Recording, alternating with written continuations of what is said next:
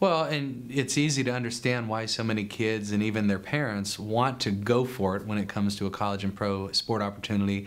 I mean, sport is the fabric of America. It's what we talk about. Even if you're not a sports fan, your kids, your neighbors, your nieces, your nephews, we're always engaged in sport. And it's sexy, it's a lucrative career if you can make it to the professional level. And I think what happens in a lot of cases, parents start out very open-minded, very disciplined in their thinking, and then all of a sudden they see their child run a little faster or hit a little farther than the other kids, and it's that drinking the Kool-Aid kind of thing where you start to think, well, maybe, what if?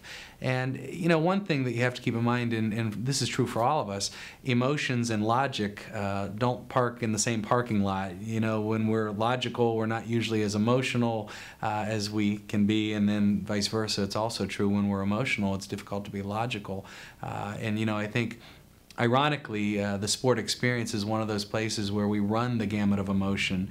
If you remember back in the 1970s, the ABC Wide World of Sport intro of, the thrill of victory to the agony of defeat. And I would argue that there are not too many places throughout our lifespan outside of sport that allows us that. In an hour's time, you can watch a youngster out there and feel that thrill of victory and glow with pride, and then a moment later engage in really angry, hostile emotions where you're frustrated. And so I think all these things come together in youth sports today.